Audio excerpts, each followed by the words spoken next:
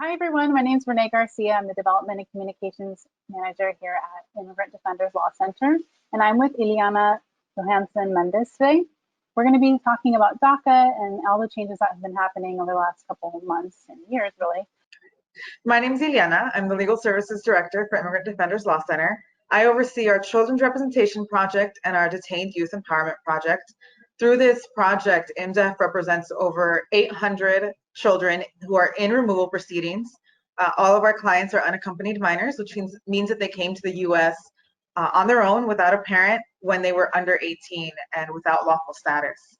We also are the provider serving all of the detention centers in the greater LA area. So we serve a lot of children who are currently in the custody of the Office of Refugee Resettlement or Immigration Detention for Children in both group homes, shelters, and foster care locally. Thank you. So let's get first into the details of what DACA is and who it's for, how it was created, and what's been the course of action from that time until now. So DACA is Deferred Action for Childhood Arrivals.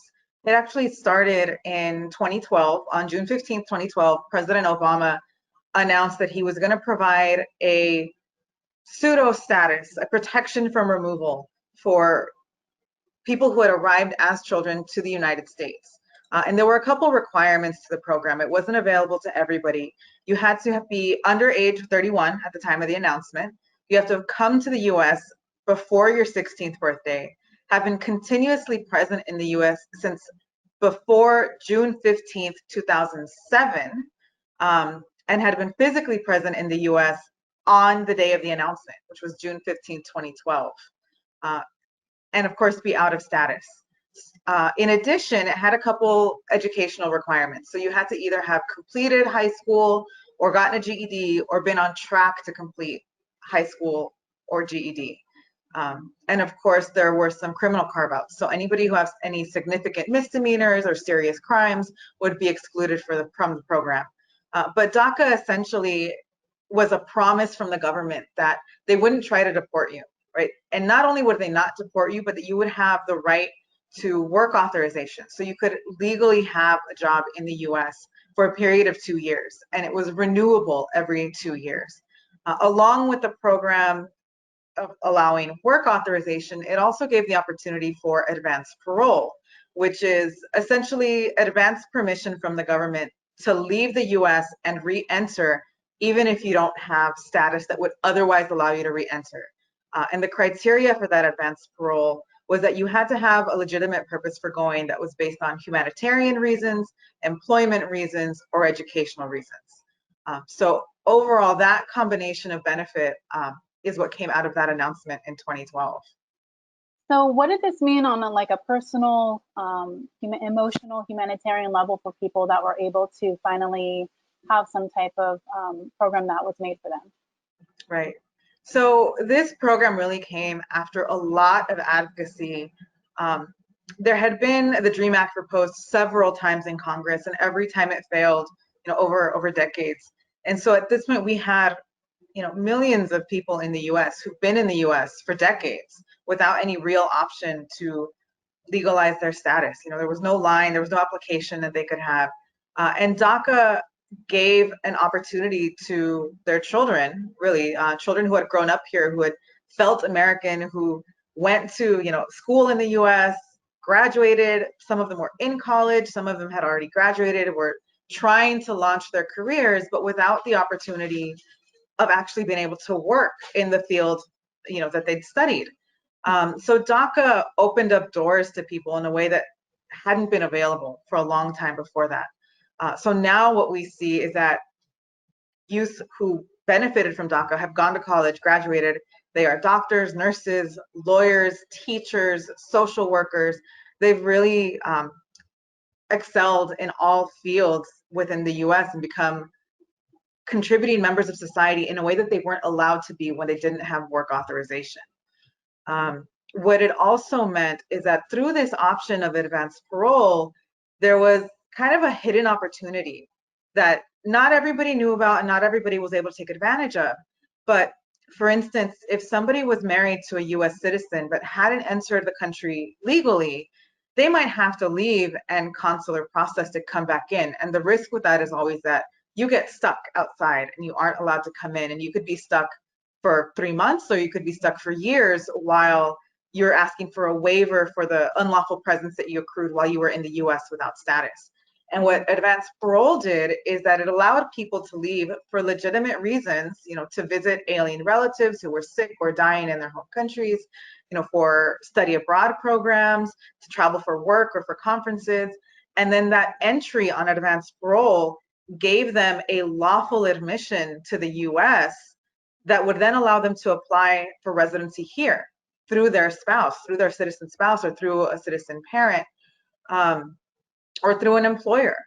So it actually created an indirect pathway to residency that had never been available to this group of people. So for a lot of people, on the one hand, it just meant finally being able to move forward with their personal and educational goals. But for a significant group, it also meant being able to establish their family here and know that they could get married, buy a home, have children without having deportation hanging over their head, because they finally had a path towards residency and being fully accepted as a member of the American society and community. So since then, there has been a lot of changes since 2012, since the inception of the program. And what can you describe some of the litigation that has led up to where we are now and some of the recent changes that we've seen over the last month? Sure. So with Trump's election, right from the get-go, there were mixed messages about what he was going to do about DACA. On the one hand, he was making promises that he would take care of the DACA youth, the dreamers. And then on the other hand, they were saying that they were going to end the program. And sure enough, that's what happened. In September 2017, the Trump administration announced that they were ending the DACA program. And that was it. There were going to be no more renewals, no more new applications, no more advanced parole. And the threat always being that once your DACA status ended, once your work permit ended, there's a chance that you could have been deported. This is especially worrisome because part of the DACA promise is that you're going to come forward, come out of the shadows, give all of your information to the federal government in applying for DACA, and their promise is that they're not going to try to remove you. But now with Trump trying to cancel the program in 2017, that promise ended. And so there was this threat of deportation looming over everyone's head. So, predictably, there were a number of lawsuits filed out of California, out of Maryland, one in Texas, and all of the cases were kind of dealing with the legal aspect from a different angle. And what happened out of the injunctions that came out of several of those cases is that the program was required to be continued for those who already had DACA. So anybody who had DACA approved prior to the cancellation of the program, or who had a pending application prior to September 5th, 2017, could receive DACA and could continue to renew while litigation was ongoing. But no more new applications and no more advanced parole. This is ultimately where we stood until the Supreme Court decision just last month, or well, in June. So the Supreme Court, to be honest, advocates were preparing for a really terrible decision out of the Supreme Court. We thought, the court was stacked against us. More likely than not, the Trump administration is going to be able to cancel the program, but that's not what happened. What happened with the Supreme Court decision on June 18th, 2020, so almost 8 years to the day from the original DACA announcement, the Supreme Court came to a decision in the case and found that the way that the government had canceled DACA was arbitrary and capricious. They had not taken into consideration all of the reliance that the people who benefited from DACA had put on the program and the promises that came out of that program. Not only did people come out of the shadows and give all their information to the government, but they had children, they bought homes, they took out student loans. They really were depending on that promise that they could build their lives with this status in the US. So what the Supreme Court did was essentially say, the way that the order was made to cancel DACA is unlawful, and therefore we're going to go back to what it was like before September 5th, 2017, when that announcement was made, and upheld the decision out of a case coming out of Maryland, from Southern Maryland, which had required the Trump administration to process renewals as well as advanced parole. So we should have been at a place where everything was back on the table: initial applications, renewals, and advanced parole, according to the Supreme Court decision. Okay, great. So I remember that day. It was such a beautiful moment watching the Dreamers walk down the steps hand in hand, and it was so uplifting to see a win finally for the Dreamers. But soon we realized that something was amiss, and it was not such a positive outcome as we had thought it was going to be. So what happened in the last month after the SCOTUS ruling and now to where we are today? So the other thing about the Supreme Court decision is that it found that the way that the program was ended was unlawful, but it didn't say that ending the program would always be unlawful. It left open this opportunity to go about things the right way, right? To end the program the right way.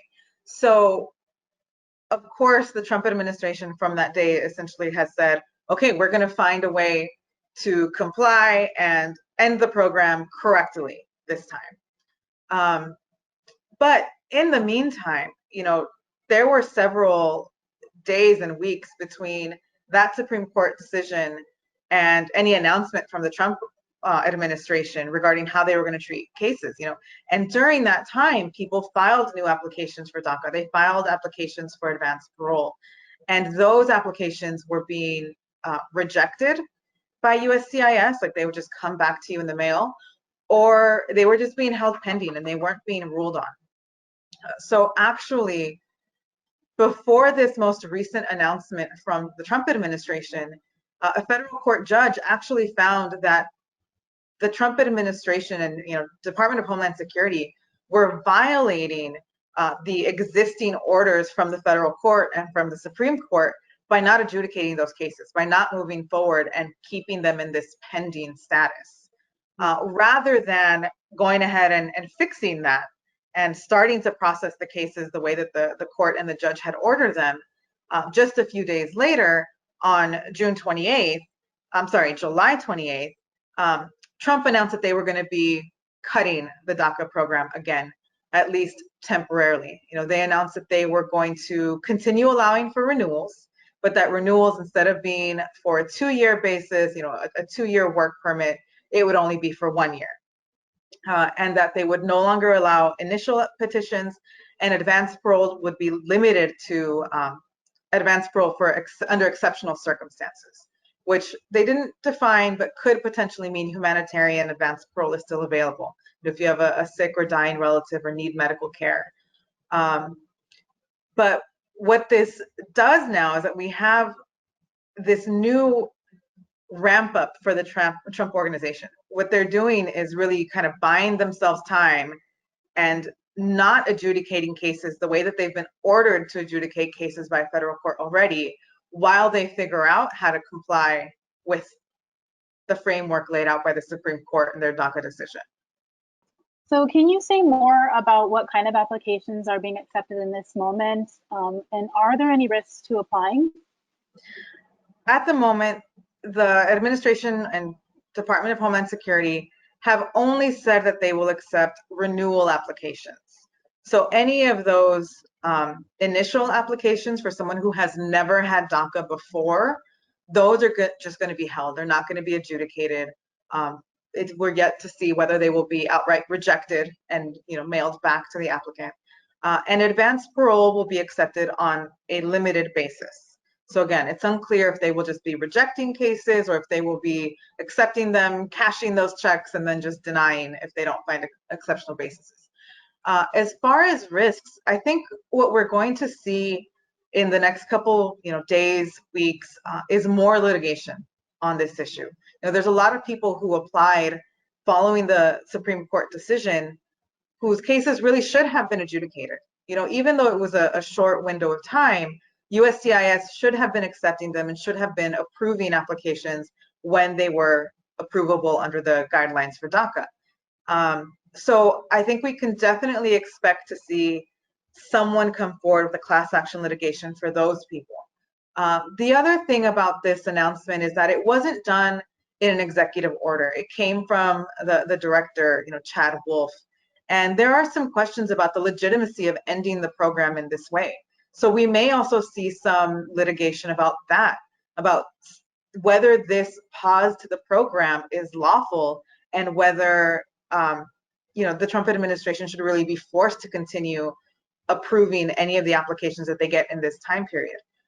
As far as risk to individual applicants, I mean, that's always been part of the calculation in applying for DACA. You're coming out of the shadows, you're presenting yourself to immigration. For someone who's never had contact with immigration, has never filed a petition, has never been in removal proceedings, there's some inherent risk in that you are handing over your information to an administration that is hostile, that has already said that their goal is to deport as many people as possible, and they have no qualms about deporting children or deporting dreamers. So there's definitely some risk there, and people who have questions should talk to an attorney about their specific situation. With the advanced parole, there's always a risk inherent with advanced parole.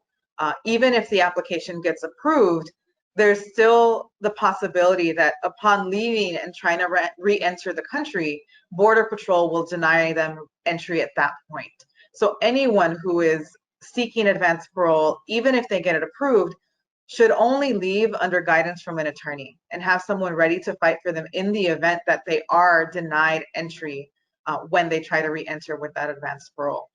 So there's quite a bit of risk, and everyone's going to have to weigh that in their own case to determine whether they want to file an initial application, request advanced parole, and those things are best weighed speaking to an attorney about the specific case, and as we're watching what kind of litigation comes out of this and if any benefits might accrue by actually applying in this time.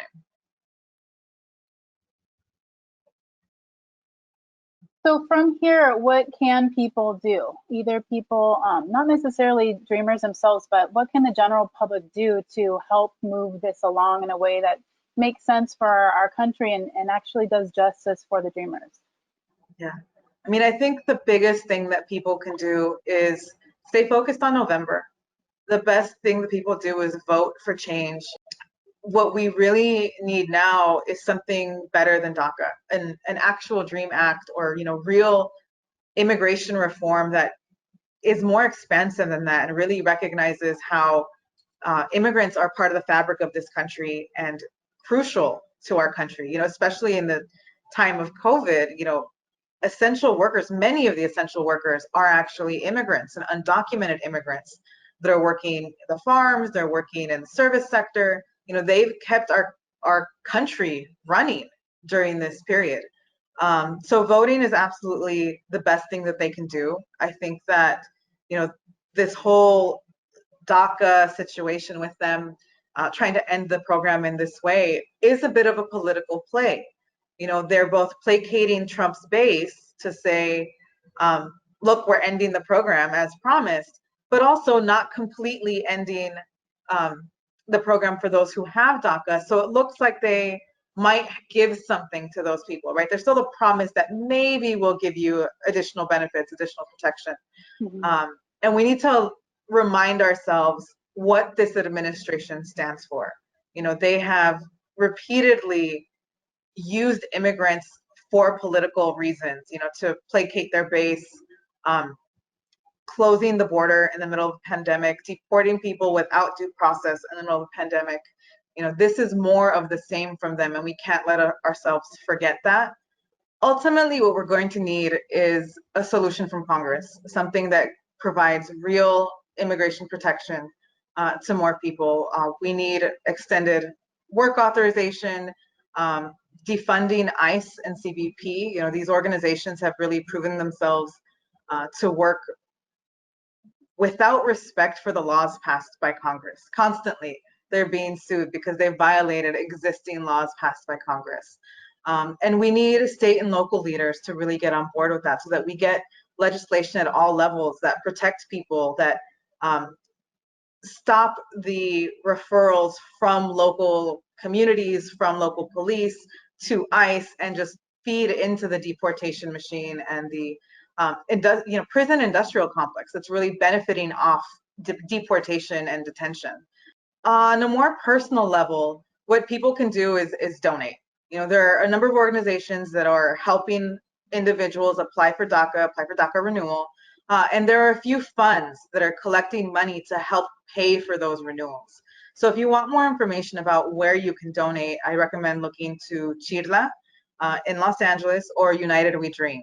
They're both doing great work, sharing information about DACA, and can point you to those organizations locally that are doing this kind of work. I think if there's anything that we can take away from the way that DACA came to be and has really played out under the Trump administration through all this litigation, is that most people support DACA. They support the DREAM Act. They think that people who came here as children, who are graduating from high school, going to college, really showing that they deserve a chance at being part of this country. Most people support this idea. Something like 75% of people, support it on a bipartisan basis, regardless of their party.